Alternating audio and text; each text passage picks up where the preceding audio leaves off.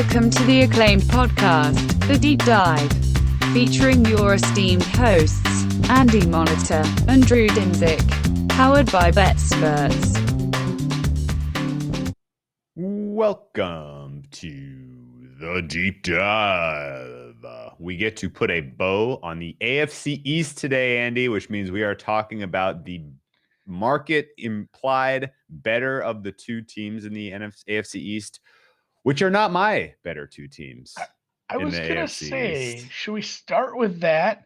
I think we should, yeah. When I put these together, it's always very easy to figure out, like, who's the favorite, who's the Jags, or, shit, always Jets. easy.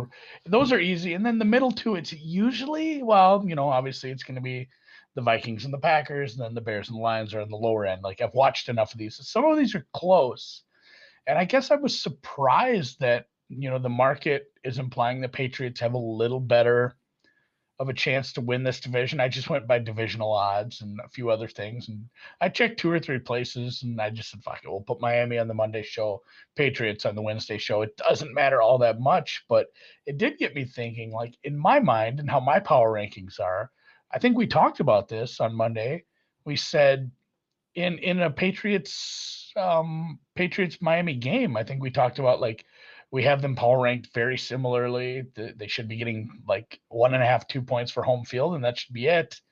And really, if I was looking at it from a long game perspective, I do think for the most part, Miami has a higher upside, although we'll get to a lot of the things that affected the Patriots negatively last year that I think are going to turn around this year. I think they have upside as well, but I think Miami has a higher upside. I'd like Miami more as a divisional bet if we weren't saying those are stupid because the Bills are just a GD truck and those numbers aren't big enough in either way. But if you made me bet one of those prices, Patriots or Miami to win the division, or even just, some places have exact finish positions. You could bet who wins second in the division. I would take Miami over the Patriots almost every time because I do think higher upside chances. And yeah, here we are on the second show of the week talking about the Patriots right off the bat. Yeah, I agree with you in general sentiment, everything, because I think we are in lockstep that the most important part when it comes to handicapping a team's strength is their quarterback play. And I think it is fair to look at the Patriots quarterback situation among all 32 NFL teams and rank them either 31st or 32nd. This is a very, very, very significant problem with supporting them in any betting market to do anything this year. And there is some bullish sentiment out there about the Patriots this season, probably just born out of the fact that Belichick spent as much money as he did in the offseason, and they feel like he wants to do something good, therefore he will, because that's kind of how Belichick has always operated. But the quarterback situation is really a showstopper for me with this team, and we'll get into that more in detail, but I think it's fair to start looking at last year's start to their season, because I think we were on the same page through 3 games. I was kind of pleasantly surprised about how well Cam Newton was playing and throwing in particular. I was hard against the Patriots in week 2 when they played the Seattle Seahawks. I thought the Seahawks were going to run amok on them. The Seahawks ended up covering, but it was close, 35-30 game. And I thought Cam Newton threw the ball relatively well in that game. He came back and went home, beat the Raiders in week 3. And at that point, it was fair to assume that if things were kind of trending right, if they stayed healthy, they could win or compete or do something or be in the mix for the playoffs. And then Cam Newton got COVID and everything went off the damn rails. And that's the thing too. Even before Cam got COVID, I was confused would be the right word for it, because take 3 steps back before we even get to the quarterback. They had a league high 8 opt-outs. 3 more than any other team. True. I think I took this right from the almanac. 4 of them were presumed starters, and a lot of them were defenders. And then you lost Kyle Van Noy to Miami, a couple other people to free agency. It's like, oh, this defense might stink, and that was a strength. and we're replacing Tom Brady. Like, really, really don't know where we're going with this team. They win game 1, but it was like a running game. Like, Cam Newton ran the ball a lot. His passing was okay. And it's like, is this what we're going to do? Are they going to expect him to run for 1,000 yards this year and just kind of keep it short? His average depth of target was actually really short as a whole for the games he played. He only ended up, I think he only missed the one game. He started 15 games. So he did get the COVID. We had a Brian Hoyer start. We saw some Stidham time. It was a very uneven year. Like, they hadn't, if you want to get into this, it's easy to throw a bunch of these, not eye-popping stats, but like, they hadn't missed the playoffs since 2008. That was a year without Tom Brady as well. He tore his ACL right off the bat.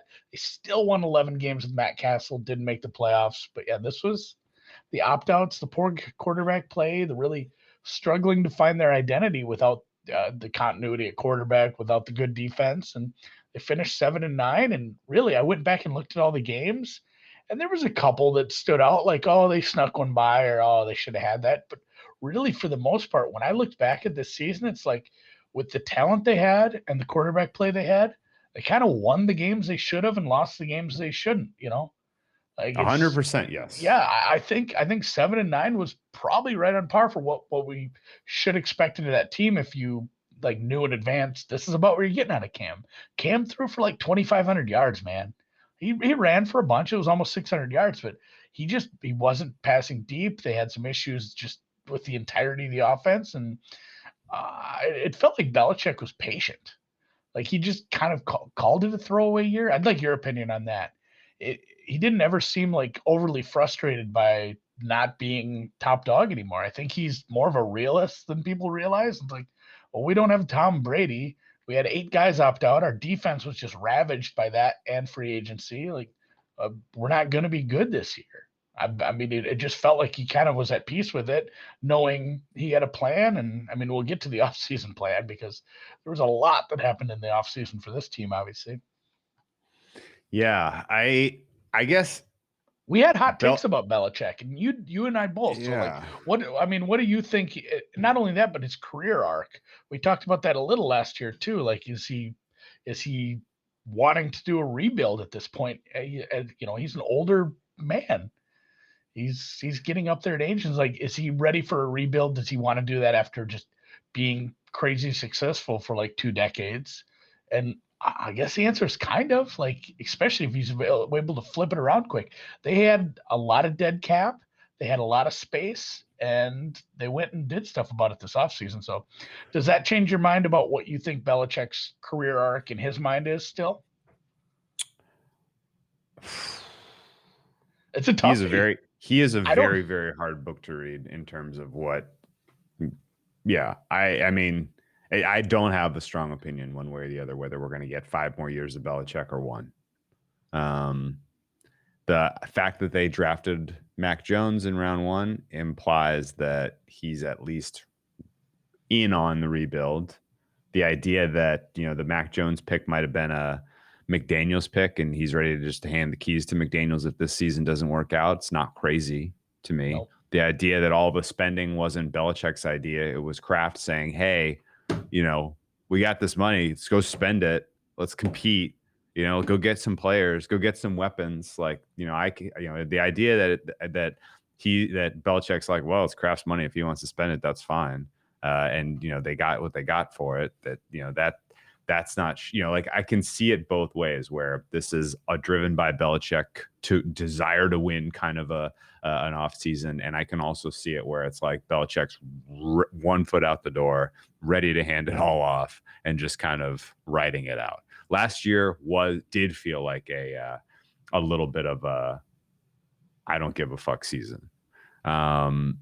And it started. Yeah, right. It started with all the opt-outs. Like, literally, like, he's like, oh, none of you guys are really no one. You all need a year off, okay? And it did feel like he kind of threw his hands up because they were not especially active in terms of really trying to address those holes in their roster, and it didn't really hurt them. Their defense was fine last year. Their problem, okay. as you pointed out, was the passing offense was a fucking disaster. And it all kind of borne out from the fact that Cam Newton hurt his shoulder 3 years ago and has never gotten over it. Cam Newton was a unique talent when he was able to gain short yardage at will. He was able to gain you a touchdown on the goal line at will for years. And that came with the consequence of he got hit a lot in the upper body. And over time, either through attrition or one specific injury, who knows, he has no longer has the ability in his throwing arm that he had when he was a younger man.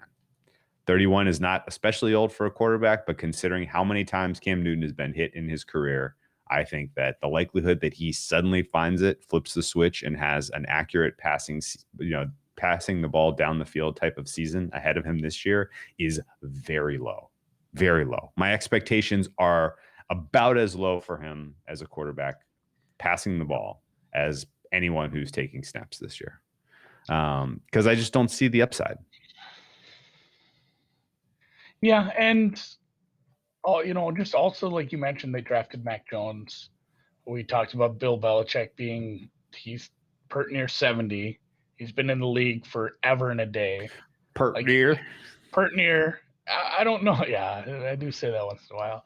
I don't know if I'm any team, I'd like to see what I have in Mac Jones, but also if I'm 69 years old, is how old he is. I didn't want to say that and watch you giggle, you juvenile. But if I'm almost 70 and I draft a quarterback in the first round and the other quarterback in my roster kind of looked like shit, he can't throw deep, he's not, a lot of his strengths have been taken away through age, attrition, injury, I'm probably just going to Mac Jones sooner than later. It'll be, we'll see once we get to camp. But I mean, just kind of putting a bow on the 2020 season, I do think that Belichick's more of a pragmatist than we realize. It's hard to see that when they're constantly winning 13 games and going to Super Bowls. But he comes off as grumpy. But in the sense, it's like, well, it took losing the greatest quarterback maybe of all time and a global pandemic of massive proportions that caused a bunch of people who otherwise would have been healthy contributors to just completely skip the season. That's what it took for me to drop a 12-year playoff streak where we won multiple Super Bowls. Like he realizes like these circumstances were quite irregular, and you have to just deal the hand, play the hand you're dealt. And I think knowing where they were with the cap and what was going to happen next year if everything went okay with COVID, like he was fully prepped to just pop it this year. And I think they did make a decent splash in the offseason, as much as a team can, without getting a high-end quarterback in free agency, I suppose. Yeah, I guess if you're making me just choose, I'm choosing Belichick is closer to foot out the door than he is really bought in on this rebuild. And he might just be putting it on Mac. Like, hey, if Mac works out, I'll coach him for 5-10 years. I don't care. And if not, this is McDaniel's problem. This is your mess. It's your problem. Yeah. Well, the other reason I say that is like, if you are a realist and you are looking around at the landscape of the AFC right now, the chances that you are going to be in the top half of the AFC consistently over the next 10 years compared to the bottom half, considering your quarterback situation relative to the other quarterback situations, is not good. Like, you are behind the 8 ball in a lot of ways. Mac, even if Mac works out, you're probably on the fringe, maybe 6th, 7th choice year in, year out the next 4 or 5 years. Yeah, we'll get if he works out more too. If he works out. So there is a lot of kind of smoke signals, potential, I think, for Belichick to be kind of sooner to the end than the beginning. And I think we saw a lot of it starting last year. And really the fact that you had such a dynamic offense for so many years with the Patriots under Tom Brady, and then last year to this was a mess. This was a hot mess. They had two games of over 300 yards passing. That's insane. And those 2 games came against the Seahawks, who, when they were playing absolute terrible defense, just miserable defense, and they came against the Texans, who also concede quite a lot through the air. So yeah, the track meet early, and that was where a lot of the confusion came from. I'm like, after week 1, it's like, all right, they're going to run a lot, and hopefully their defense can backfill and they can coach them to be a decent defense. The secondary is still very good.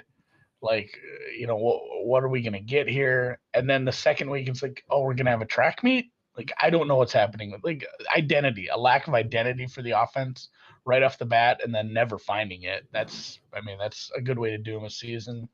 Yeah, and you had a number, I guess, as I'm reflecting even more, you had a number of games where you went up against teams that were giving you the run. The Chiefs is a good example. The Bills is a good example. Those teams were giving you the run. Said, hey, take it.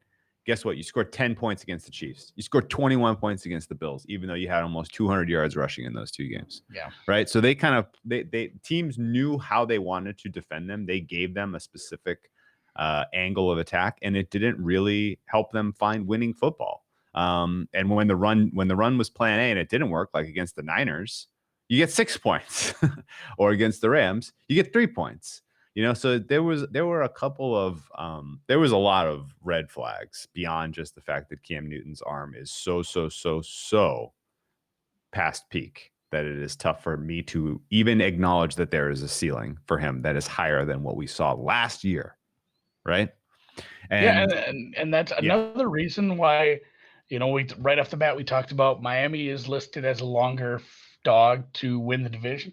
This is not only, hey, they missed the playoffs for the first time. They finished 3rd in the division.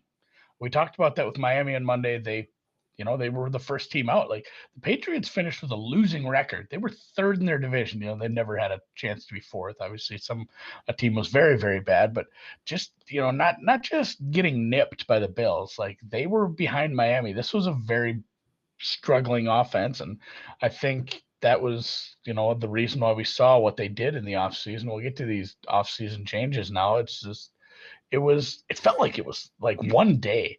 And yeah. I know it wasn't, but man, it was like bang, bang, bang, bang.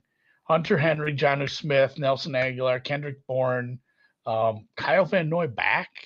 That's, obviously on the other side of the ball, Matt Judon, Mac Jones in the draft. Later on, they drafted a decent interior lineman from a high-end school. Like, it's like, all right, well, maybe we can run it back with this squad. Like, if you have a quarterback, almost every name you named is a middle class player. Yeah, they didn't get out. It's like an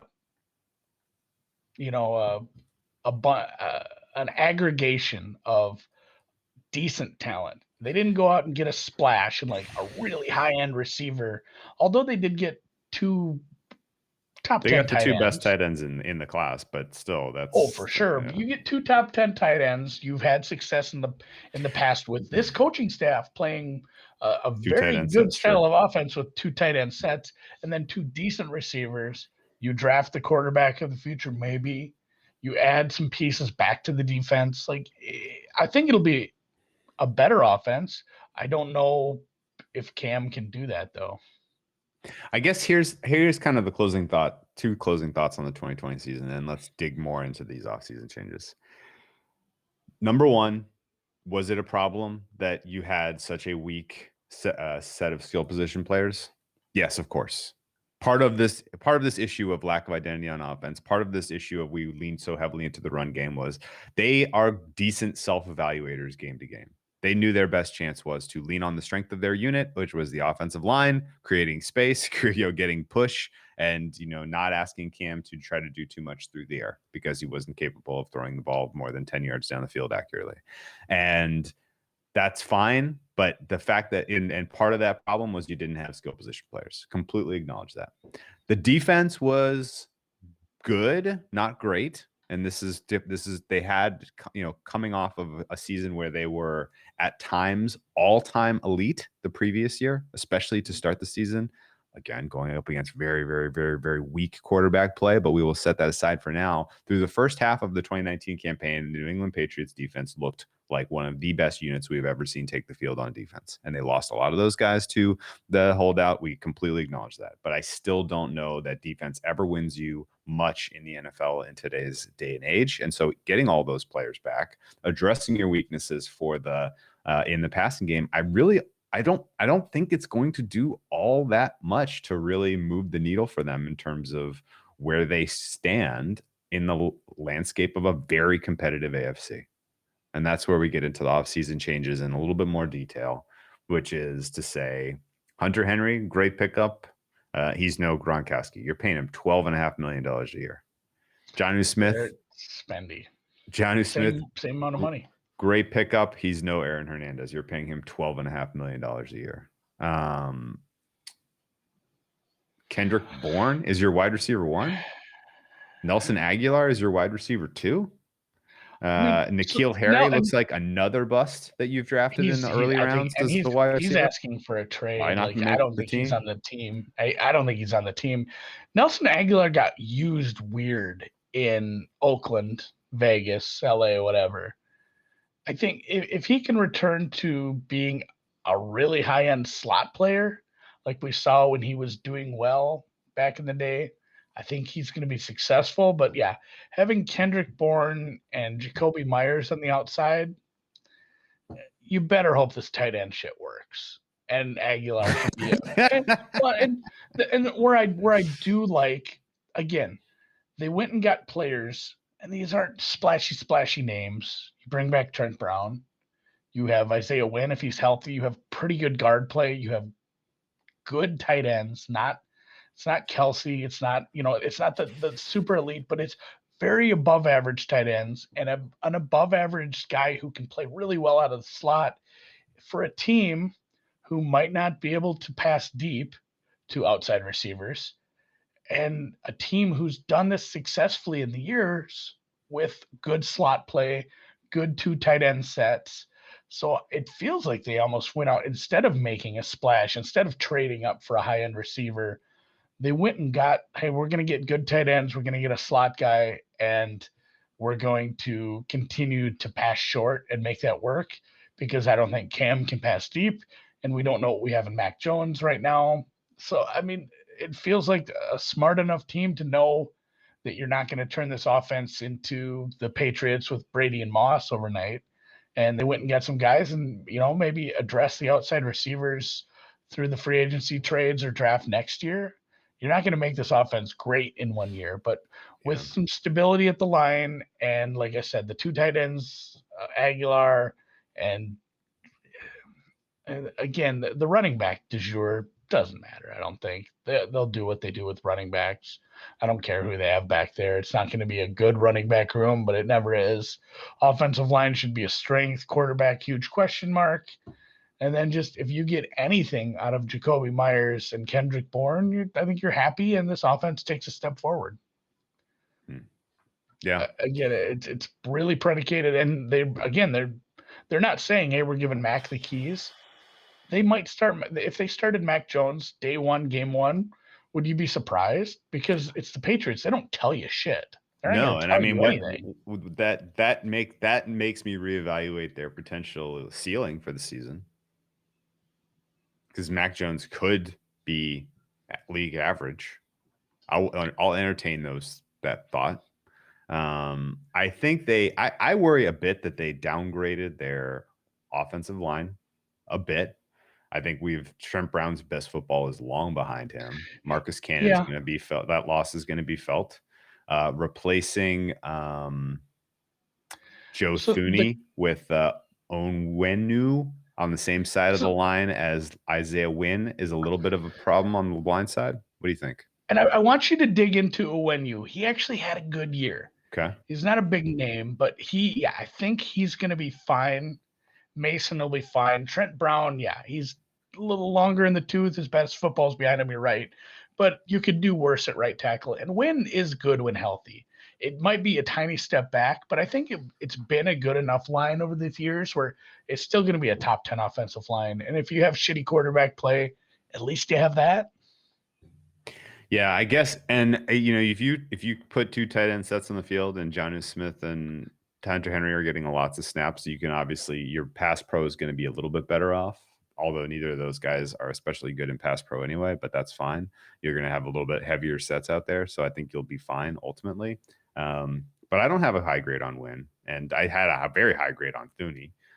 David Andrews getting older as well. Shaq Mason, I do think, is kind of a standout performer, but he's on the right, your right guard, it's not moving the needle. And I think you're probably going to end up with a lot of Kendrick Bourne and Aguilar on the outside, and then in 12 personnel with Jonnu Smith and Hunter Henry on the field together. And this is now the Damian Harris show at running back, I suppose. Don't have super strong feelings about him. Sonny Michel was obviously a huge waste of draft capital. N'Keal Harry was a huge waste of draft capital. You can only swing and miss so many times at the top of the draft, and then also have attrition in terms of just players aging out of being competitive and still be as good a team as we expect. So there's a lot of red flags really with the way that this offseason went. And anyone that was just pointing to the players that were signed and saying, "Oh, it's good because we're spending money and we're getting players in." Well, you're trying to hit a lot of singles here. Yeah, you can't either try to hit a home run at one spot, and I just don't think that's unless the right team essentially. And it's funny because Aguilar, it's like the Raiders didn't have a good enough player for them to trade with them and take someone really good. So it wasn't in the cards this year. I think we see a marginal improvement on the offense. The defense will be what the defense is and should be coached up well, and they're getting some guys back. So we'll get to this when we get to schedule and odds. I think we can see an improvement, but really don't know what I'm getting with Mac. I think, and we'll move to the quarterbacks. I know what I'm getting in Cam Newton at this point in his career, and that's where I want to see Mac sooner than later. If I'm Mac a Patriots and Cam, fan, it's Cam spelled backwards. That's a palindrome. I should have just put a V instead of versus because it would have been a full Mac v. Cam, palindrome. a full palindrome. Yeah, if they ever had a court case, it would be a palindrome. I'm sure they would use their last names in legal documents. So, but Cameron Newton, we know what we're getting out of him. We saw it. He's not. We've been wrong before, but I can feel pretty confident saying he's not going to return to MVP form. Yes. And then Mac, everything I've seen, and I did a little research on him the last couple of days, kind of dug in. I didn't rewatch any film because I watched a lot of his games, and I watched some clips. But really, we can do this all the time. We shit on these Alabama quarterbacks over the years. It's just that, the McCarrons and everyone else who just come to the league and they're fine backups because they were in such a talented system with all pro receivers. And so, when you have, 4 guys that get drafted on your offensive line and Julio Jones is your receiver, like, oh, weird, you're going to look good. Mac Jones probably doesn't fit in that, the AJ McCarron bottle or bucket or whatever. I think he's better than that. I think he can be a league average quarterback. I don't see him being an absolute bust, but it's just like I don't have this high ass ceiling for him. I don't have him being, he doesn't have the arm. He's not, the super athletic prototype / quarterback. He just doesn't have a high ceiling, and it feels like his range is very limited. Like he's just always going to be, if it works out, he's going to be Kirk Cousins. Like, oh man, hey, this guy could be top 10 next year, and then he just isn't. It's like, he's middle of the pack. He wasn't bad. He didn't kill us. That's my Mac take. I don't know. What do you think of him? Same exact philosophy. I think if anything, I have a skewed distribution to the low side because of exactly all the points you mentioned, which is he was in an ideal system with amazing receivers, and they played a weak SEC defensive conference last year, and he was thrown to guys. He was playing pitch and catch to guys who were wide freaking open. And it's going to be very different at the NFL level, and it could take him a couple of years to make that adjustment. And you're right. If you told me, is he going to be better in 5 years than Joe Burrow? I would probably say 40% he is, 60% he's not. If you were to tell me he'll be better in 5 years than Zach Wilson, I'd say 30 he's not, 70 he is. 30% he is, 70% he's not. Right. So like there's a lot of other guys kind of in this mix who could kind of move into that echelon. Is he going to be better than Trevor Lawrence in 5 years? I'd say 20% chance he is, 80% chance he's not. Right. Like there's a lot of guys I think that have an advantage on him from a physical skill set standpoint, and maybe even on rosters with better offensive weapons that are going to be able to show up earlier as young QBs. And that may impact people's perceptions of Mac Jones as he kind of tries to make it at the NFL level. And, it wasn't an accident that he was the fifth quarterback taken in this draft. Like a lot of what the other guys in the draft that were taken ahead of him, Trey Lance and Fields in particular, they have an added element of athleticism that they can get first downs with their legs that I don't think you can count on Jones to do that, right? So he doesn't not really at this fit. level. He Yeah, doesn't against really a Vanderbilt fit. defense, maybe. Right, but I'm not. If he has more than 200 yards rushing this season and starts every game, I will be floored. I think in general, Mac Jones is more of a known quantity than some of the other quarterbacks taken ahead of him. And in general, even with the tutelage of a Belichick and McDaniels as a young player, I think that there are a lot of other quarterbacks who are young, who we don't really know, who are unknown quantities, who I would say he has a low likelihood of ultimately being better than. Mm-hmm. I'm with you there. Big question mark, but maybe not as much if we get Mac. I think. Yeah, but I think if he actually, you know what? In that exact sense, is the Patriots ceiling higher going with Mac Jones from week 1 than going with Cam Newton? I would say yes. I'd say yes. I think like both distributions are pretty centered as far as like there's agree. not long tails on either. Like the long tail for either is injury, and then the other one steps in. So then that kind of kills the long tail. The long tail to the over or overperforming is just not there, I don't think, for Mac to be, a lot better than we expected, or Cam to return to the form we saw in years past. So, like, I don't see this, like, this team is not an alt over and alt under wins team for me. This is a team that probably lands within a game, or it's one of the teams that lands within a game or two of their regular season win total almost all the time.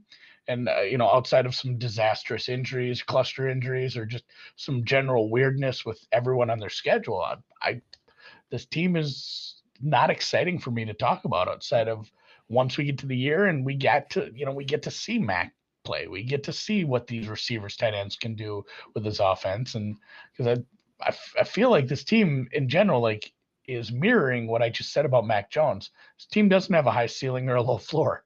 And I think it's because the quarterback play is probably going to fall into that range. And that's the most important. You know what you're getting from coaching.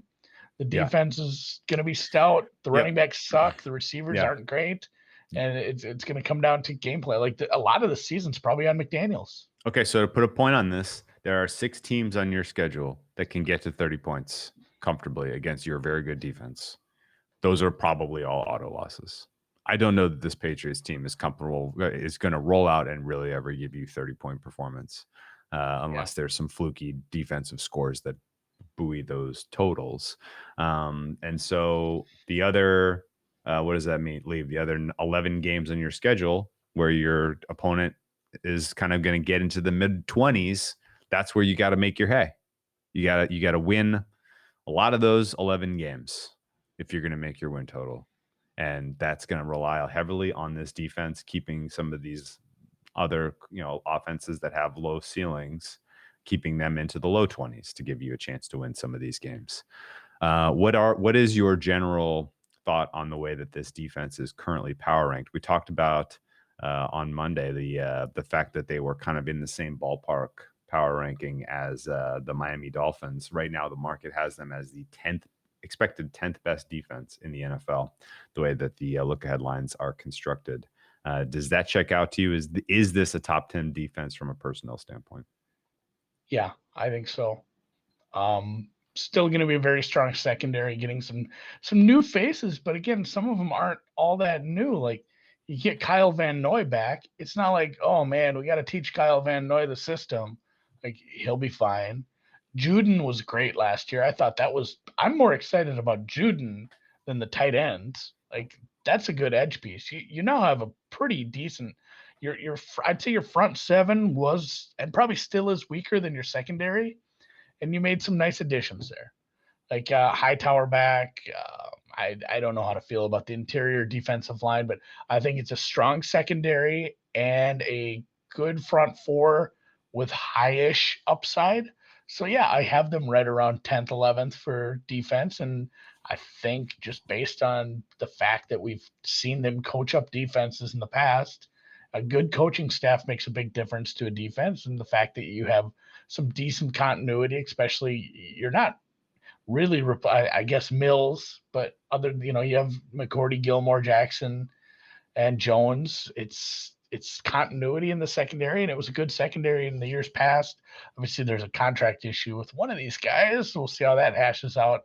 But yeah, Gilmore. I'm bullish on this defense for sure, and I think I think the ceiling is maybe not top 5, but somewhere in that 5 to 10 range, and even the floor probably somewhere in the 10 to 15. And I'd see the ceiling more than the floor in most cases, just based on how we saw them play last year after getting kind of effing gutted and having to play with their depth. Yeah, you have the best quarterback tandem in the league in Gilmore and Jackson. Those two guys are studs. You have great safety play from McCourty. Well, and talk about what that allows you to do. Yeah, I mean, that gives you so much. Who did we bring up on Monday? Salah. How Salah played his defense because of who he had. Was it Ward? Yeah.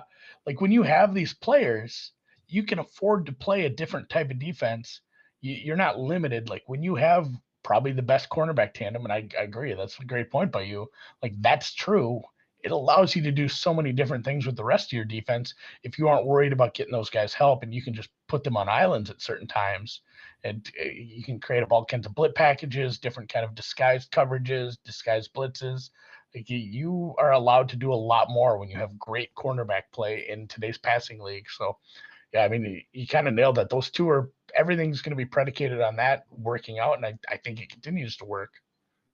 Yeah. Now a different take really on the guys who are coming back off of COVID absence. I have a tough time believing a guy like Hightower, after a year out of football, is going to be able to play and perform at a level that we saw pre-COVID. I feel like 1 year removed from football from a personal how you are prepared for the game of football kind of sense. Might as well be 10 years. And so I worry about those guys having much impact at all in the season. But that doesn't change the fact that, wow, four new pieces across the D line. That's a total revamp. And again, new starters on defense. It is four new pieces and all, but one of them being, oh man, my camera went wild on me. I guess I'm just going to be pixelated for this part. But yeah, Van Noy knows the system. Juden's very good. The interior, I don't have strong takes on, but yeah, Hightower, and let's go with that quick. Say that, and I 100% agree with you. But if you were taking player X and player Y, and they both sat out last year, but one of them played for the Patriots, sure. Like I feel like it does lessen that a little. Like I'm sure the team was still in communication with him. Like if you're coming back next year, you're doing these things, or we're just gonna cut your ass because that's what we do. We'll cut bait quickly, and they like him, and he's been fine. I do think you're right. Like he's not just gonna bounce back and be at 2019 levels. But if any team in the league can get a guy to do that, or at least close to that, it is a team with a high-end coaching staff like this. Yeah, I this isn't just Patriot specific, but I'm not counting on contributions really from anyone who's coming off of. It'll be a pleasant surprise if any of the guys who took off last year have a meaningful impact on any team this year, in my opinion. No, for sure. So, what does that leave us with? A schedule? Let's take a look because it's weird. This is a weird schedule for two reasons. They have some pretty obvious disadvantaged spots that are clustered, and they're bad. They're nasty. Like they got to play both the Jets and the Chargers off of their byes. They got to play. They got to go on the road 2 weeks in a row. Right after that, play the Panthers. They got a nasty spot where they're losing. Rest against the Buffalo Bills the second time they play them on the road. or actually it's the first time they play them. Their bye gets neutralized, so they don't have a rest advantage ever. This is a tough schedule from a rest advantage disadvantage standpoint. But It is there's the also worst schedule from a it's the rest, worst. a net rest differential. We talked about Carolina being the best, and it wasn't like an easy schedule. It's like, oh, they get a lot of rest, but it's still tough teams. This is the worst from a rest differential. That said, this is an easy schedule. It is. This is the easiest schedule in the AFC, I believe, in terms of your strength of opponent, in my opinion. I think I have it second easiest. Essentially, you have Buffalo and Indy on either side of the bye away. Your bye being neutralized by Indy being off their bye, as well. You're facing several teams off the bye, several teams in extra rest spots, and then the Buffalo spot is just Buffalo. Not only, they're getting the extra rest, but you having to play them, on the road after you playing Tennessee with your extra rest week. All the extra rest spots aren't going to help. You're going to lose that Buffalo game. Like, you're going to maybe lose the Indy game. We'll see what Indy is later in the year, and we'll know a lot more about both those teams' quarterback situations by week 15. But yeah, if the Indy spot turns out to not be as tough as it's appearing on paper right now, it's a pretty easy schedule. Sure is. You get, Miami, especially early in the season, the Tampa game's tough, but Miami, Jets, New Orleans, Houston, you dodge Dallas, a lot. Jets, You dodge a lot of the tough teams in the NFL. Yeah, and then late in the season too, in Jacksonville and Miami to close. It's in Miami, but when you're playing your Miami game, which everyone will bring up, like, yeah, they have trouble down there, but you're not playing South Beach in September when it's still hot. So you get your Miami game when at least it's not a miserable weather spot down there. Absolutely true. Yeah, that's true. You only have one back-to-back road. A lot of teams have 3 back-to-back roads. Sure. And it's the second one is at Carolina. So at least it's, on the East Coast for you. It's not as bad of a travel spot as going, LA, Dallas or something like that, where it'll be LA back to Gillette and then down to Carolina. Yeah. You host 4 teams off back-to-back, which is nice. Mm-hmm. Yeah, if anything, we talked about the net rest disadvantage. They might have the most teams off a back-to-back. I haven't seen 4 green spots on somebody yet. I'll have to double check them. They are getting a lot of teams, and these are good teams. New Orleans, we yet to see what we have at quarterback, but New Orleans, Tampa, Cleveland, decent teams, supposed to be decent teams. You're facing them in, road back-to-back disadvantage spots. So if things work out, yeah, you're probably back in the playoffs, man. If things work out. Yeah. Yeah. And that is to say, if things work out at quarterback. I guess, what do you think of the start to the season? Let's look at these first 7 games. They're favored in 5 of their first 7. Mm-hmm. Which means if you have any positive feelings about the Patriots, this is a team that market. Yeah, they bet them now. A team will move in, the market will move in their favor, presumably. You're only really you're a dog to New Orleans at home. I could easily flip. You're a dog to Tampa Bay. That's going to go up. I would be blown away if that's only a 3.5 point spread by the time we get there. And your meaningful favorite against Houston, Jets. Those look like solid wins. I guess. Do you see a good start from a win-loss standpoint unfolding in these first 7 weeks for New England? You have alternate realities to go through here. Like, are they starting Cam? Are you starting a rookie? Does it matter? I don't know if it really matters. I guess. What decision do you make if you are them and you look at your schedules the way it starts? I'm probably starting Cam.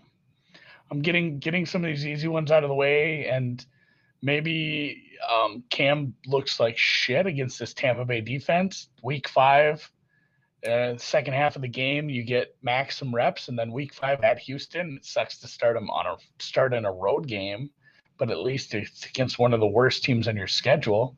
That or at the Jets, give them a nice easy into a bad defense at least. The Jets are probably better than Houston. It sucks it's a road game, but go Cam for 4 and then get max some time. Okay, that checks out. And honestly, yeah, you can probably win 3 of those games with Cam because you only got to get to 24 points probably if your defense is playing well. You could get wins against Miami, at the Jets, and against the Saints. Those are winnable games. Yeah, so 4 games out of Cam and then 13 games for Mac Jones. That makes sense to me. The problem is, I guess, the way the schedule ends, you need some injury luck, I think, in order to be a realistic contender, right? Like this could look very much like last season for them, where it started out pretty good and then it all kind of unwound. Or better than last season, but you still missed the playoffs because you need 11 wins to get in. Yeah, sure, that's true. You needed 11 last year. Yeah. And I don't think we're going to see a difference. I don't think a 10-win team gets into the AFC. So you improve by, and you get an extra game to do it, but improve by 3 wins from last year, you're still not making the playoffs. So you need a 4-win improvement with an extra game to do it, obviously. But yeah, I'm stuck at probably 9 wins for this team. Is this a team you're going to ever lay points with?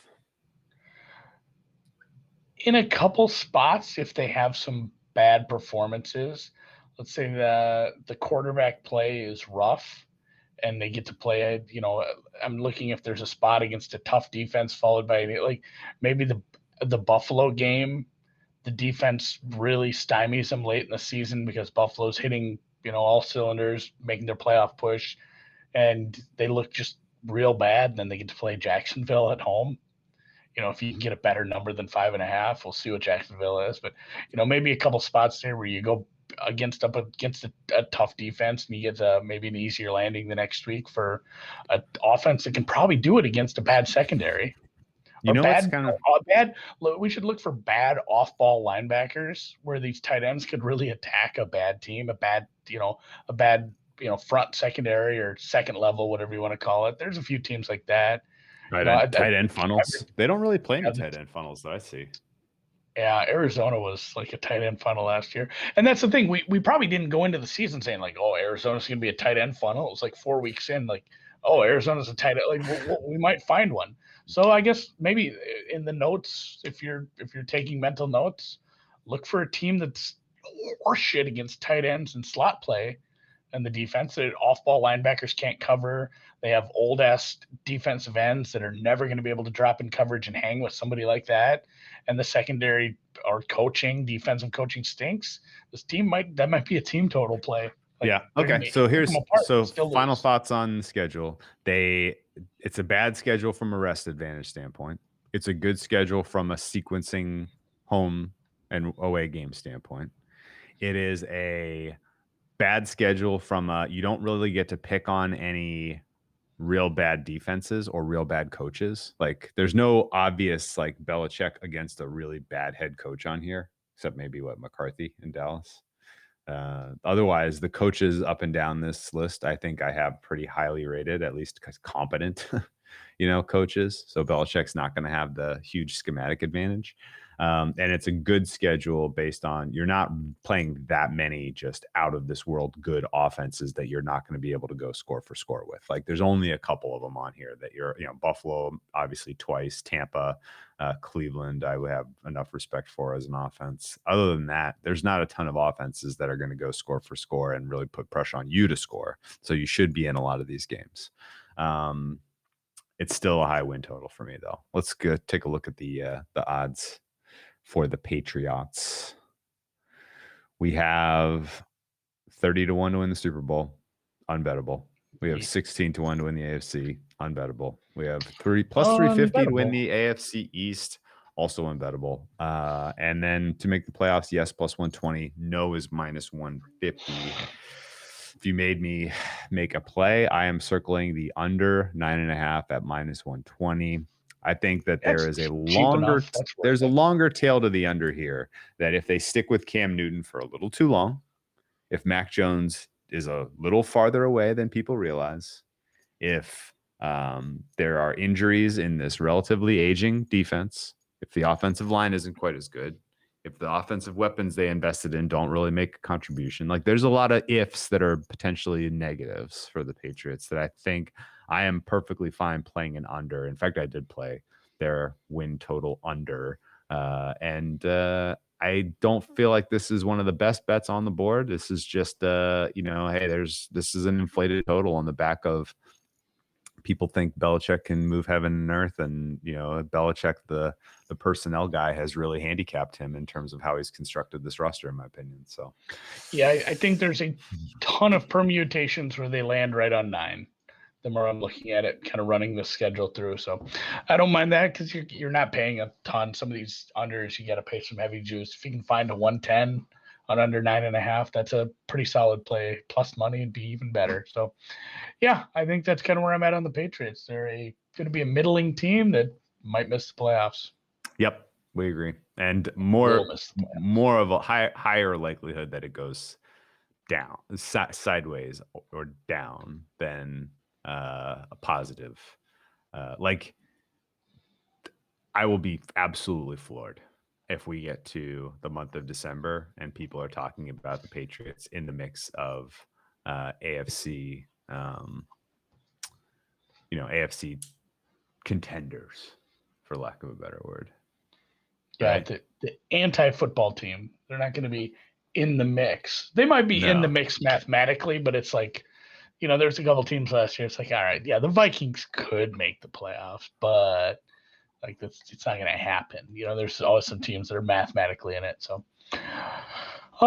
let's close the AFC East off with last year's champs, last year's AFC title-winning Buffalo Bills, kind of not entirely on the back of Josh Allen, but you got to give him a big chunk of the credit because you can't win with bad quarterback play. That's what you had. Can't do it. It wasn't bad. It was inconsistent. There was inconsistency in his game, missing wide open guys, not only in the field, but there were lots of instances where like that guy was wide open in the back of the end zone. He threw it 4 yards over his head. Like, what are you doing with your mechanics to fix this? He did fix it probably in many, many, many other seasons. The coach of the year, a strong coaching staff from head to toe, a good defense. They traded with Minnesota. Minnesota got good value for it, but you don't find receivers like this every day either. You get Diggs. You have guys. I haven't really caught up with why. It must be something with his offseason training. I've seen a lot of Cole Beasley chatter. So you got a couple decent receivers there and a good-ish defense. So like, yeah, this was a team, and these are kind of boring teams to talk about because not only were they good last year, but not much happened. Like, they didn't have a lot of changes. A team that makes it to one of the championship games didn't lose a coach or coordinator. It's run it back. This is like, go listen to our Tampa Bay one. Like, hey, this is a good team and they're going to be good again. And there's not a whole lot to say. I mean, and my big question to you, Drew, when in the 2020 season were you finally convinced, like, this is a team that's winning a playoff game or two? I don't know if I could pinpoint the spot. I know eventually my mind flipped and it's like, yeah, this is, they lost only 3 games and one of them was on a ridiculous Hail Mary. Like they down at Arizona, they lost on a Hail Mary. Otherwise they lost to the Chiefs and Titans who, but the Chiefs just played well. That was at home actually. Yeah. And they lost at the Titans when the Titans were just doing that thing where they score on every drive. Like the Titans put up 42 points that day. What are you going to do? It's a road game. You can't win them all. Like, it was a great team throughout the season. I remember buying in on the Bills like around week 13. Heading into that, I had played the Chargers to cover the number against them coming out of their bye in week 12. Anthony Lynn fiasco at the end of that game. Be damned. That was, I still think it was the right side to play the Chargers. Probably. And then I looked at, you looked at how that offense was performing and you knew that everything was going swimmingly for them. Coming into that game against the Niners, I hit them pretty hard on that Niners Monday Night Football game. I don't think I backed them against the Steelers, but I was very cognizant of them being the right side there. I went heavy on them against the Broncos in that Saturday game, and then just whacked them every game down the stretch, including against the Colts, where they didn't cover in the wild card. So I think it was about Thanksgiving where I was like, okay, yeah, no, this team can win a playoff game. The offense is good enough. And you know what, the signal wasn't just Josh Allen's performance in particular. It was just the way the entire offense was being called. Brian Dable did a spectacular job of crafting a plus EV offense in every sense of the word. The scheme, the uniqueness, the passing on early downs, heavy passing on early downs, basically just not even worrying about the fact that they couldn't generate much of a rushing attack. And utilizing Stephon Diggs in a way that he is best utilized, which we didn't see in Minnesota. Like, all of it was perfect. And then combine it with the fact that Josh Allen took an enormous leap forward in his progression that was somewhat unexpected. And yeah, I was bought into this team relatively early in the process, I suppose. I bet on them a lot over the course of the season. And was rewarded for it in general. And I mean, it was a good, solid team that was well coached, that had great quarterback play, that had excellent skill position player play, that had a defense that wasn't great, but it didn't really matter. And ultimately, they felt like a known quantity, honestly. Yeah. Bright spots on the defense, not the greatest defensive performance overall, but the offense clicking and, Josh Allen getting to where he got to, it was just enough. And yeah, like you said, after that bye, they had a week 11 bye. Every game until the fucking playoff game where I backed them as like a 6-point favorite too, and they won by 3. Fucking Phillip Rivers just shitting on me on his way out. Phillip Rivers right in the back, right through the back door before he could go. Can't retire soon enough, and I love that guy. But before that game, the final 6 games of the season, they won every game by double digits, including games. And they were scoring. Scoring. Yeah, I mean, 27, 34, 26, 48, 38, 56. Those were games at Gillette, at the Niners, at the Broncos is one. I mean, it's still a game at Mile High, but still, they beat the Steelers, they beat the Chargers, they beat the ever-living tar off a Miami team who, again, the must-win thing, like, they were playing for something. They needed that win to keep their playoff hopes alive. So, and they dropped a 50-burger on them. Again, every game down the stretch by 10 points or more. They looked real good going into the playoffs, and they made a nice deep run. And I thought they played well in the AFC title game. It's just, what are you going to do? Yeah. I mean, they had the home game against the Ravens at night. Ravens, if Lamar Jackson makes one better decision in that game, that's a much closer contest than it ultimately ended up being. That pick 6 that really sealed the deal there was painful, especially because if Lamar just tucks it, he's in the end zone. There is no doubt in my mind. And yeah, it was a good win, though, good team win. Even though they only scored 17 points, they get the win.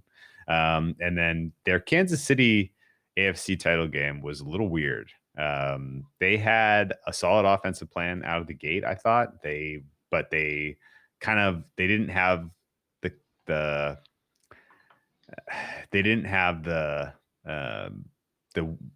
wherewithal of the stakes and how many points they needed to score and the urgency, and they let a couple of things slip early that could have really helped them get a much firmer foothold in that one. I thought, I mean, just the field, not taking advantage early. Yeah, they had them early. They let them off the hook. They did let them off. Same as it ever was. Like, the Chiefs throw up 3 touchdowns in the second quarter, and all of a sudden, like, there we go. And then there was. And by the way, you drive the field. You drive the field. It's the end of the second quarter. You're down 21-9. You're bleeding out. And rather than, kind of recognize you needed to get 7 points in that moment, you tried out and get a 20-yard field goal. There were a lot of field goals in the last year's playoffs. That was quite a wave the white flag moment that really made me want to pull my hair out. The Bills, the Steelers, and the Packers and the Titans. There were like 4 really questionable field goals / punts in the playoffs. It felt like that was the theme of the 2020 playoffs. Like the fact that we're in the analytical age and coaches are just hiding in their shell in the biggest spots. And I guess it's probably more likely in a bigger spot. Like you can get squirrely in week 4 and maybe you don't take the heat, but when it's the playoffs, like if I make the wrong decision here, we're in big trouble. So yeah, they didn't take advantage early. And truthfully, once we got to that point, Pittsburgh had just dropped like a rock, but Cleveland, Baltimore, Buffalo, I had them all fairly close, and none of them would have surprised me being in the title game versus, the Chiefs or against each other. Like any of those teams upsetting the Chiefs in a 1-game playoff, none of that would have been super surprising either. So them making it wasn't surprising, and them losing to the Chiefs probably wasn't terribly surprising, but I thought it was a good year. And yeah, it kind of leads you, like when you have a team like this, and you can see it on the rundown on the side if you're watching the video, like we have the next step, like that's where you end up in a when you're a team like this. Like, are you plateauing and missing your window, or are you able to figure out how to get past it? It sucks they're in a tough AFC. So let's look at the offseason changes. What did they do? Almost nothing. Pretty much Almost nothing. We already have a really good roster.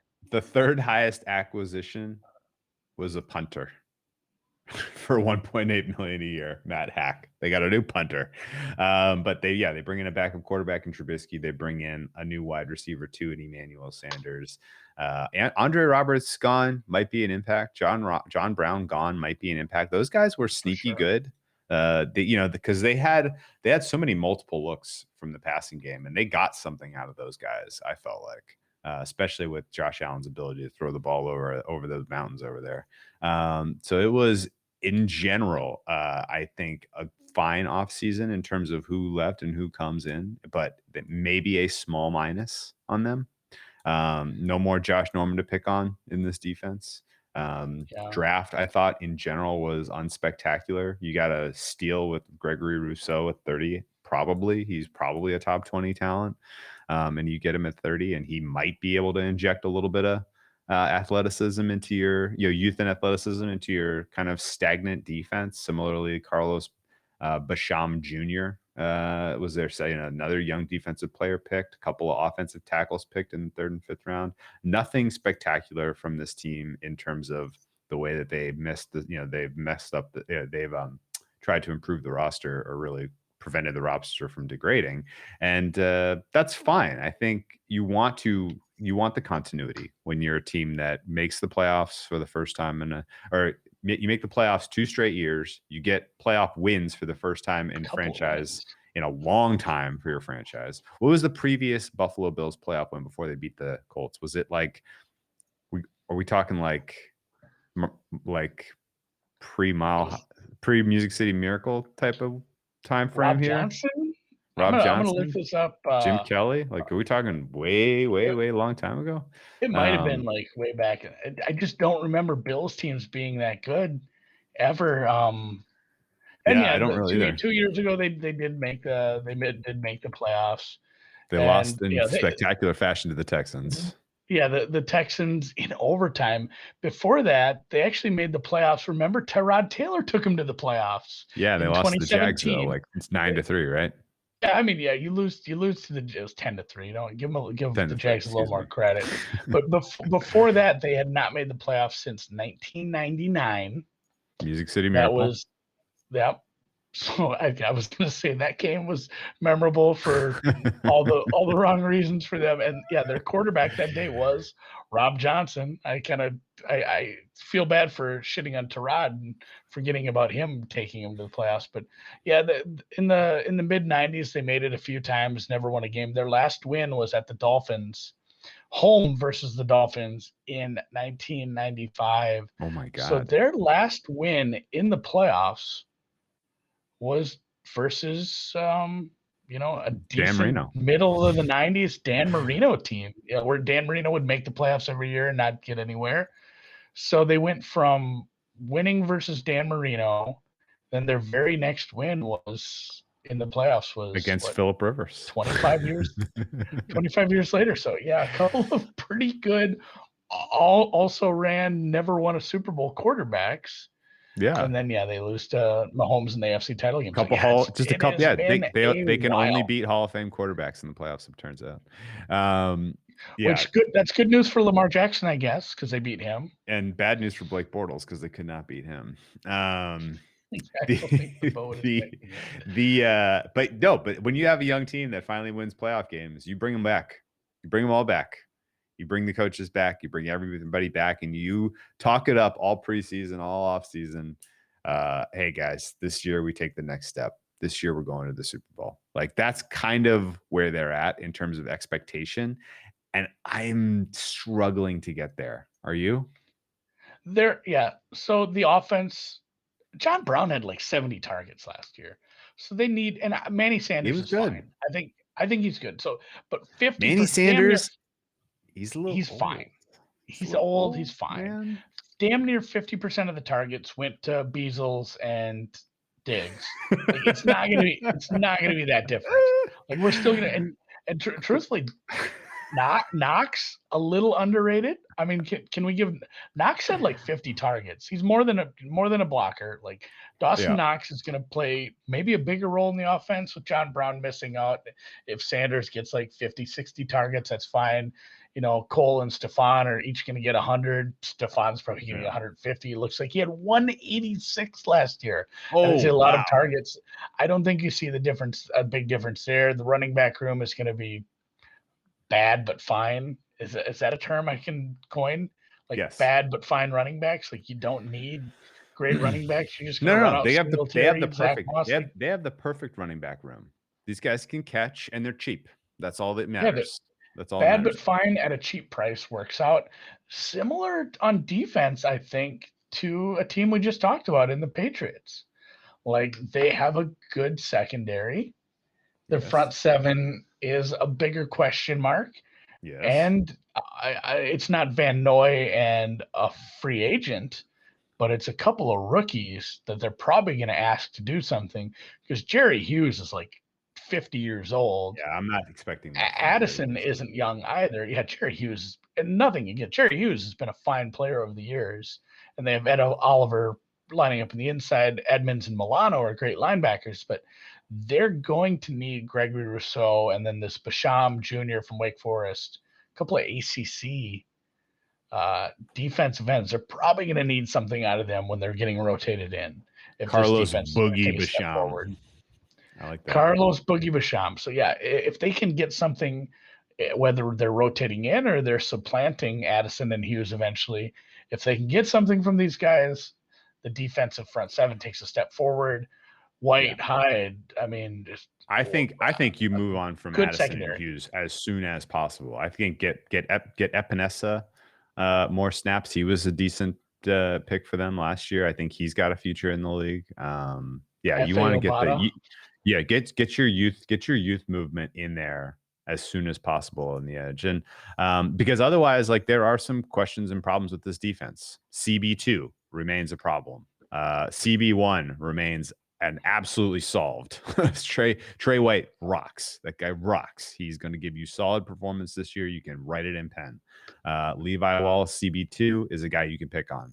And similarly, your slot corner, whoever that may be. Richard Wildgoose, you think? Who do you think gets the slot corner ask here? Is it Dane Jackson? Teron Johnson, maybe. This is tough. Teron Johnson's probably getting slotted in there, but yeah, a little bit of an issue. Like Hyde and White are great. Poyer's good. Yeah, Jordan Poyer's good. It's a good safeties, good CB1. You need something from this cornerback too in the slot corner, and then I forgot about they signed F.A. Obata from the. On the edge. I'm back on the edge. I was just Googling this guy because I feel like he was okay for the Panthers last year. Yes, and good. You know what? He had 5.5 sacks, a forced fumble, a couple of recoveries.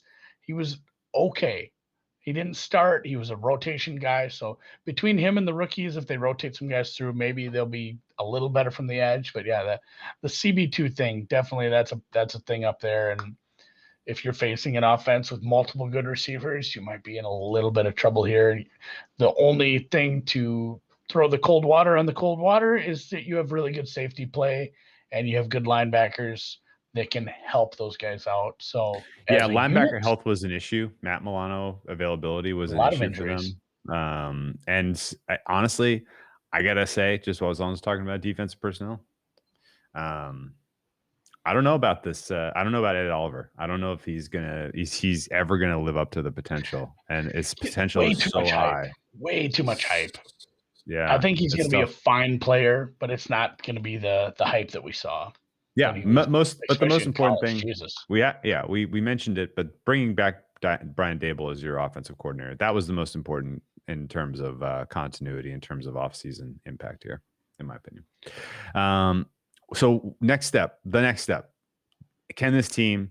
Well, I mean, if you run it back and everything is exactly the same, and they hit every damn note that they hit last year, and they play a little bit better in the AFC Championship game against an equal strength opponent, like is this a Super Bowl contender? Is this a team that we need to have? Okay, why am I not there? I'm close. I think it's because there's so many teams that are going to be, and we've teased this a couple times. Just spoiler alert: we're going to be a little cold on KC. We are. Yeah. So if KC was a notch above the Cleveland, Baltimore, Buffalo, Tennessee even section, and we've already, we'll let you know how we feel about Tennessee as well eventually here. But if KC was a notch above and they take a step back, and we believe Buffalo will be just as good, maybe a little better. We haven't got to Baltimore yet, but if they can improve their passing game, Cleveland will have to try to throw some cold water on the hottest offseason team that's getting the shit mushed out of them. But that's the thing. Like, if all four of those teams are kind of equal strength, and by equal strength, I mean like 12 to 13 win teams, it's hard to say, like, well, you're probably going to have to beat two of those teams just to get the chance to go face, Green Bay, Tampa Bay, Whoever. San Fran, Rams, whatever. So, like, the AFC title game is like the mid-90s NFC title game now. It's like, Christ, the Cowboys and the Niners, that's a really good game. Like, oh my God, they're going to ether Stan Humphries or, O'Donnell, or like whoever makes the title game or makes the champion, as Super Bowl, we'll call it, I guess, to coin a phrase. But it just feels, and it's funny because the NFC won the title, got the championship, the Super Bowl last year, with Tom Brady obviously taking the Chiefs down. And we could see a similar situation here again, but it feels like, man, it just stacked. And you felt for those Cowboys and Niners teams, because, like, these are two of the best teams in the league, and one of them staying home. And it's going to be another case of that again. I think Buffalo would have composed himself just as well in the Super Bowl. Cleveland maybe was a little bit away yet. Baltimore has some deficiencies, but they're a high-end team too. And I think that's where I'm at. Like, to take the next step, you really have to clearly take a step forward in one of the spots you're a little deficient in. Like I said, Baltimore, if their passing game takes a big jump forward, they're going to be they might be the AFC favorites. I think if you nailed it. Defense plays well, they might be the AFC favorites. If Kansas City doesn't regress at all, they're the AFC favorite. If Cleveland, if all the hype turns out true, they like any of those four teams in 5 weeks in could be the AFC favorites, especially with the media hype. Like, one of these teams just has to take one of their minor deficiencies, turn it into a strength, and all of a sudden they're, the favorite out of the gate. I think you nailed it, and I think that's why I'm a little cool on the Bills. Yeah, there's too many damn teams. There's too many damn teams, and do we expect Kansas City to take a step backwards? Yes. Is it going to be enough of a step backwards that Buffalo's better than them? No. Do we think that Cleveland addressed their biggest holes in the roster? Yes, we do. Do we think Baltimore addressed their biggest holes in the roster? Yes, we do. So basically, the other two teams you were kind of on par with may have passed you, and the team that is ahead of you hasn't come back enough that you are past them. And so I can entirely see this season playing out, and come playoff time, Buffalo being my fourth choice out of those four teams. you're a top 5 team in the league, but you're a top 4 team in your conference. Yeah, right. But you're the fourth Right. best team in the conference. So Also, in the back of my head, isn't there like still some whisper of Josh Allen's still that guy? He could suck. He could that would really drag this team down. he overperformed in terms of completion percentage over expectation by a lot, especially on early downs. The book is going to be out on them passing more on early downs. Defenses are going to be more prepared for it. He's going to have to be that much, he's going to have to be that good again in terms of his precision passing on early downs for this offense to be as good as they were last year. Stephon Diggs, is he going to perform as well as he did last year? He was unreal, dude. He was unbelievably good last year. What if that was the peak of his entire career? What if that was the top of the arc for Stephon Diggs? It's weird. We're going to talk about the continuity, and I think that's a perfect segue. I think keeping his offensive coordinator, keeping most of the John Brown is a big loss, and hopefully Manny can step up for them. But the continuity in the coaching staff, especially on the offensive side, is going to be big for both Diggs and Allen. I think you got to give you got to give Allen a shitload of credit for improving everything that was wrong with him, mechanics-wise, decision-making. He already had the athletics, the size of the arm. He just needed better decision-making, better execution, better accuracy, and he did. He took a big step forward, but I'm going to give a big chunk of that credit to this coaching staff and the fact that, the Bills and the Chiefs too. I mean, it was a weird hiring cycle, I think. I mean, obviously we ended up with David Culley, but the Chiefs and the Bills keeping their offensive coordinators felt kind of weird, I guess. That's just kind of how the NFL works. Especially there was like 7 openings. Leftwich and Tampa, he didn't really. I mean, he got some looks, I suppose, but him sticking around. Who was the fourth team to make? Was it Green Bay in the title game? Yeah. Yes. Green Bay's having some different kind of issues, but nobody took it. Nobody took like a serious look at Nate Hackett. No. So I mean that's not surprising, but none of the Final Four teams losing an offensive coordinator in today's day and age feels a little strange, I guess. So good for them, but I don't think that you make it through another cycle. You can talk about your window being based off having a cheap rookie quarterback deal or just being in a good spot in the cap in general. But I think having Brian Daboll hooked up with McDermott, that might be a big part of your window too. And I don't know how many more of these hiring cycles Daboll makes it through. So maybe that's part of the window. The continuity is great. Having him back, having, Leslie Frazier falls into the category that I talk about every year. Great coordinator, horrible head coach. And I think he's great to have on the spot. And having a good head coach in Sean McDermott, maybe my second best head coach in the league. Really, if I'm ranking him right now, he's certainly top 5. I think he maybe didn't get enough credit because there were so many great coaches that had good stories and narratives for him last year. But keeping those 3 guys together, keeping most of your offense together, and the continuity, and that's what allows you. Like we talked about this in the last segment, is taking that next step means, like you said it better than me, but filling a deficiency, making a deficiency into a strength. And if you have a big loss of like an offensive coordinator, you lose a cluster of players from one of your strengths, it's harder to fill in because it creates a second deficiency that you have to backfill. And not really having that leads you to hopefully you can fill it in. And yeah, you didn't have a high draft capital. You made the best of it. You probably got a pretty good value with Rousseau, and you were able to backfill at wide receiver. So, I mean, guess with the continuity at coaching and the roster, hopefully, I mean, for Bills fans, for Bills bettors, for the city of Buffalo, they were able to do something in some of the spots where they lacked. And I'm trying to put a pin on, like, where was it they lacked really? Like, they had some defensive injuries. And they had no answer for Travis Kelce in the AFC Championship. Yeah, that was a big part. Like, yeah, he ran rampant, and he does that to people, but you can't like shit on him for that. So No. I think that the deficiency is probably a little better play from the defense. And if this defense steps up, if these rookies work out, if they need to make another move yet in the offseason, so be it. But I think that the continuity is great, and yeah, if the defense improves, that's what gets them to that next level. Okay. And the schedule ain't bad for a first place team. That's a good point. Yeah, let's pull this up. And honestly, this is probably leading me to hey, don't overthink it. The Bills are going to be fine. They're going to be in the mix. A ton of their likelihood of winning the Super Bowl, playoff wins in general is going to come down to how healthy they stay, how they're playing at the end of the year, and what their path looks like, because they're going, guys, they're getting there. This team is winning the AFC East. This is a don't overthink it moment. The schedule is easy. This is really easy.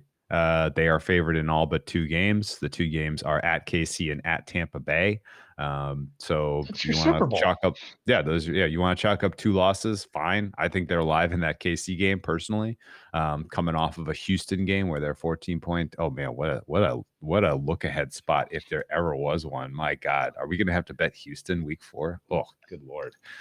Yeah, I'm already sick to my stomach thinking about that. Yeah, they're up by 10 the whole game, never in doubt. Houston plus 14, never in doubt.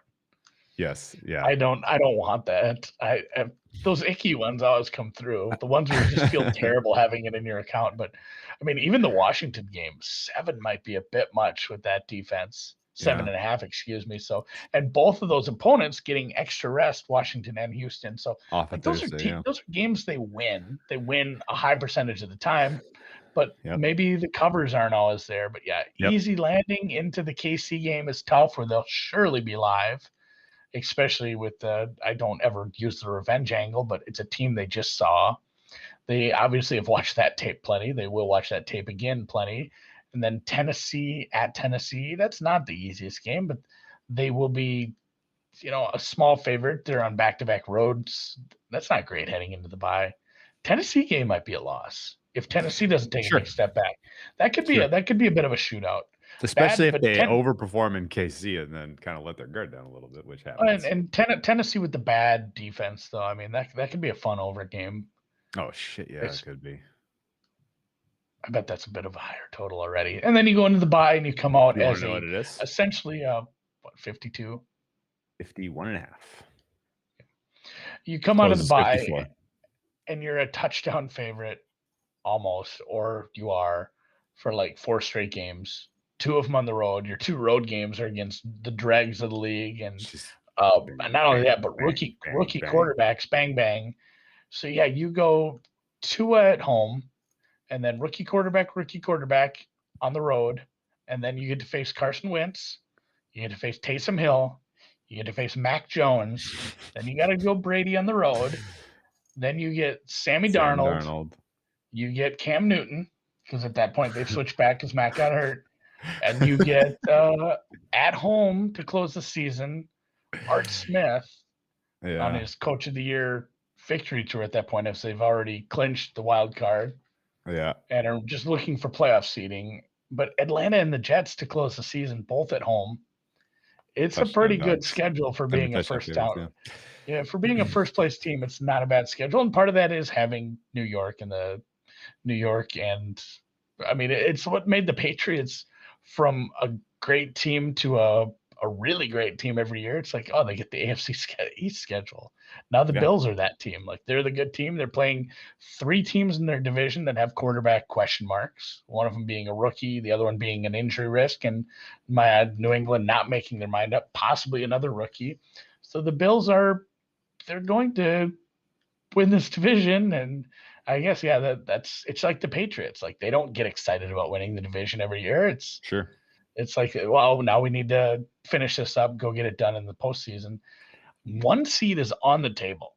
It's on the table with a division like this. It is on the table, and honestly, the 2 games that you circle as you are prepping for your season, KC and Tampa Bay, like, they're live in those games, man. This is a team that can score 30 points on any given day, which means they're live in those 2 games. Period. I don't think those are auto losses. The fact that they're on the road doesn't matter to me at all. This team can go on the road and score. We saw it a bunch last year. Those are going to be competitive games. And if the coaching is as good as it was last year, which we have every reason to expect it will be, I think you're talking about potential 1 seed for the Buffalo Bills. And honestly, they'll drop a couple weird ones. They'll, like you said, like you mentioned, like they might lose at Tennessee. They might lose versus Atlanta late in the season if Atlanta's offense is clicking and scoring. So there's a couple of weird ones that I could see them losing. But overall, this is going to be a team where a lot of weeks you are asking, Are we laying the touchdown with the Bills? Are we going to do this? Because it feels like we should do this. And then we ultimately just defer to, okay, we'll just play over 51. Play the team total. Yeah. Play the team total over. Yeah, there you go. Yeah. A lot of secret pod plays on the team total over for the Buffalo Bills lately this season. Every Wednesday it'll just be the Bills. Right. So let's talk about the odds then. Price not quite good enough. 12-1 for the Super Bowl when there's 16-1, 20-1, 18-1, 20-1s out there for some of the other teams that are kind of on their par. 5-1 for the AFC. Meanwhile, like the likes of the Browns are 8-1. Minus 140 for the AFC East. Now, if bankroll was not a consideration, what would Kelly have you playing that minus 140? All I needed was Ches Reavy to win the tournament last week, and then we could have just taken all of that money. But so that's a 1.714. 1 divided by 1.714. That implies they win this division 58.3% of the time. What is the real number? What is the real? So, I don't think New England can get to 10 is their ceiling. Miami with a good offense, 10-11. Buffalo's floor 10, with this 11. schedule is 10-11. Like, they win this division 65% of the time. I am fine with that. Maybe number. higher. I would have said higher. higher. I didn't want to get too grandiose or go full hyperbole and say they win like 80%, but 65 to 70% of this time, just throwing in the injury risk of a running quarterback. Who's the backup? I mean, Mitch Trubisky. Mitch Trubisky can win some of these games. He's not terrible. Shit on the guy. He's a good backup. Oh man, also a running quarterback. 70% of the time they win this division. Like the number should be higher. The number should be considerably higher. That's a play. It should be minus 200. And the fact that it's I think this is something I'm adding somewhat right absurd. Now. I'm gonna go shop around a little, see what I can find for the best number. I will actually be in Iowa tonight, so I'll be able to hunt at some of the legal books as well. If they, the other week I went down there and it would not believe that I was in Iowa. Oh, really? It was doing the thing where bug. Yeah, it's like So I drove to a Casey's. Anybody in the Midwest knows Casey's for their pizza, the best gas station pizza there is. I drove there and parked outside and hooked up to their Wi-Fi. So I'm like, it has to know I'm on an Iowa Wi-Fi that hooked up to it. It should be able to read. It still wouldn't believe me. And you know what? The top 30 and 40 bets I wanted to make that week would have lost me money. So the joke is on you. Legal book I won't mention because I don't want to, make them mad. I don't even remember who it was. I tried a couple and it's like nobody would believe I was in Iowa. So I'm going to hopefully better luck tonight.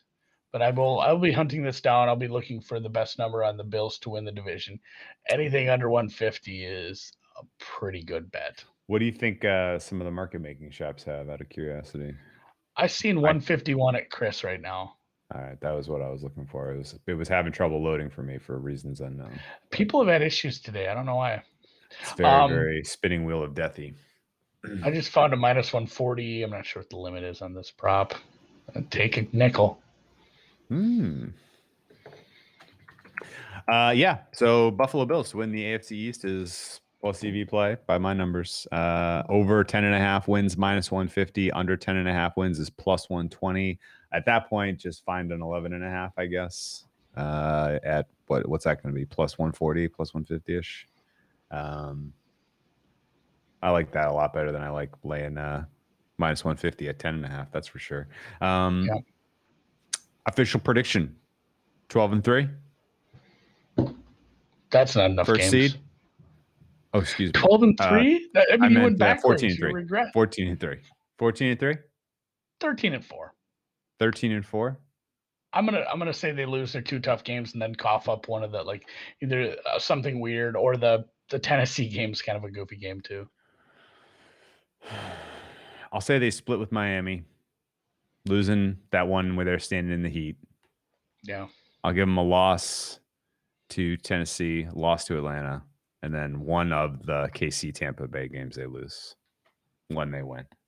They get revenge against KC, but they lose to Tampa. They finished 13-4, which is good for second in the AFC or first. It might be first. It might be a tie. There might be a tiebreaker, but they may have lost to that team if it's Kansas City. Interesting. They don't have Baltimore on the schedule. They don't have Cleveland on the schedule. So Baltimore and Cleveland, the winner of the AFC Central North, I almost said Central, won't have a game with them, so they won't have a head-to-head. Would go to a different tiebreaker. If Tennessee runs it back and has a great year, that would be a head-to-head tiebreaker. Same thing with KC. So it'd be interesting. I think there's probably going to be a tiebreaker involved. You know what's funny? Baltimore and Cleveland play each other twice. Baltimore and KC play each other. Cleveland and KC play each other. Buffalo only has to play KC out of those 4. That's a good point. I like that. That's a great nugget to close it. Anybody who made it the full 90 minutes got a hell of a nugget to close it. And yeah, I just found some Bills minus 140. I found some Bills minus 150. They're winning the division, says us. Yes. Gross, chalky. Don't overthink it. If this doesn't hit, we feel bad about Josh Allen's, ruptured appendix or shattered femur or whatever bad happened to him to cause him to only win like 11 games. It's all good. You know what? We forgot the other X Shout factor out Chris too. Sims. We forgot the other X factor. What did Chris he? Was it Sims a was a spleen. That was a spleen. Yeah. The other X factor is Patriots will not have Ernie Adams in the booth, helping craft the game plan, helping in Belichick's ear, giving him the. Wouldn't that be something if the Patriots seriously won like 3 games and it was like Ernie Adams for 20 years? It was all Ernie. It was all Ernie. That would be the most electric narrative of the year. I will be on that narrative. You better fucking believe that. Oh, we'll bring that up every week. So, AFC South next week. Ooh, all right. This is gonna be tough, man. I have a couple bets already for this. I have a couple bets on this conference. I'm gonna sit and think about this. Tough. I'm gonna have to sit and think about what we're gonna do with the AFC South. Yeah, but I feel like I'll have some takes. There's some swirling doubt about the team we're probably talking about first, huh? Yeah, who knows? Who knows what's going to happen with that? Yeah, who knows? There's a lot of swirling doubt. It's still July, buddy. So lots of swirling doubt. It feels like it's closer to the season starting, but I'm glad we are where we are. Yep. So, 3 down, 4 to go. 3 down, 5 to go. Math not strong today. 12-3. 12-3 Bills. It could be that at some point, but yeah, we'll catch you next week. Thanks for hanging out. And the end of the season. Yeah, if you are in the YouTube channel, hit me with a thumbs up. That is the only thing that sustains my dopamine levels anymore at this point. I'm numb to the world. Thumbs up only.